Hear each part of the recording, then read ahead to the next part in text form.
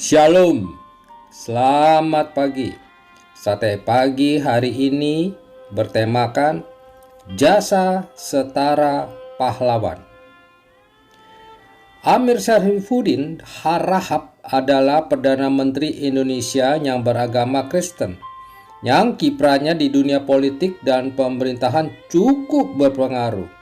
Amir juga pernah menjabat sebagai Menteri Pertahanan dan Menteri Penerangan, serta menjadi wakil Indonesia dalam perjanjian Renville, yaitu perjanjian antara Indonesia dengan Belanda di tahun 1948.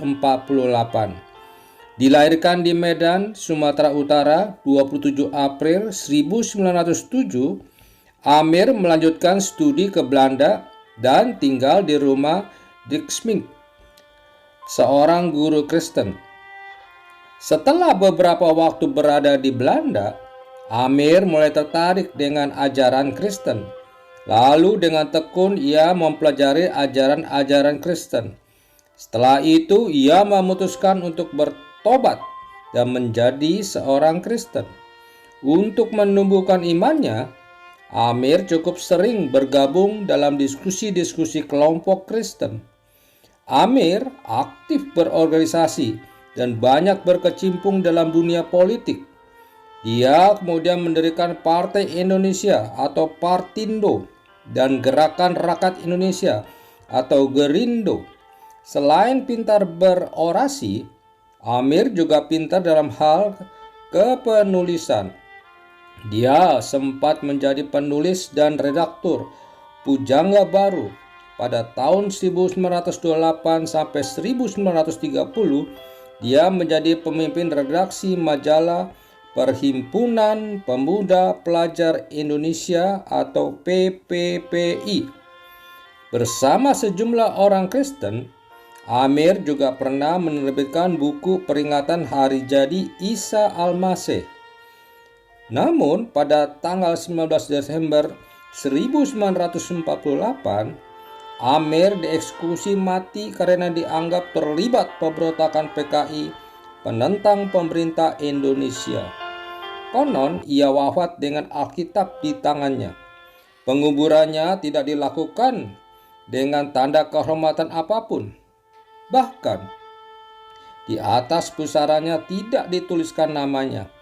Namun 2 tahun setelah meninggal, tepatnya pada tanggal 15 November 1950, atas perintah Presiden Soekarno, pusaranya digali kembali dan dilakukan proses identifikasi. Setelah itu, diadakan serah terima kerangka kepada keluarga dan dimakamkan kembali. Memang, Presiden Soekarno tidak setuju Amir dihukum mati. Kebenaran sejarah mengungkapkan bahwa ideologi politik Amir memang komunis, tetapi dia bukan anti agama, sebagaimana biasanya orang komunis. Keterlibatannya dalam pemberontakan PKI pun masih samar. Jiwa nasionalismenya justru tak perlu diragukan lagi. Dalam beberapa kali kesempatan berkhotbah, Amir selalu berkhotbah dengan semangat nasionalisme. Namun, sayang, Amir justru dianggap sebagai pengkhianat bangsa. Buku yang menulis tentang kisah hidupnya dilarang beredar pada zaman Orde Baru. Perjuangannya dalam merebut kemerdekaan tidak pernah disebut. Sebaliknya, buku sejarah di sekolah memberitakan catatan hitam tentang dia. Padahal jasa Amir bagi Indonesia setara pahlawan. Harus diakui, tidak selamanya jasa dan perbuatan baik kita diingat dan dihargai oleh orang lain. Namun demikian, tetaplah berbuat baik dalam hidup ini, karena kita akan mendapat balasannya dari Tuhan. Tuhan yang lebih tahu semua perbuatan baik kita. Amin. Mari kita berdoa. Bapa Surgawi, kami bersyukur pada pagi hari ini kami dapat mendengar histori dari Amir Syarifuddin Harahap, salah satu tokoh yang berjuang bagi bangsa ini.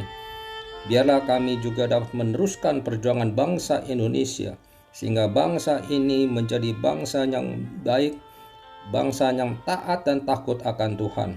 Dalam nama Tuhan Yesus Kristus kami berdoa. Amin.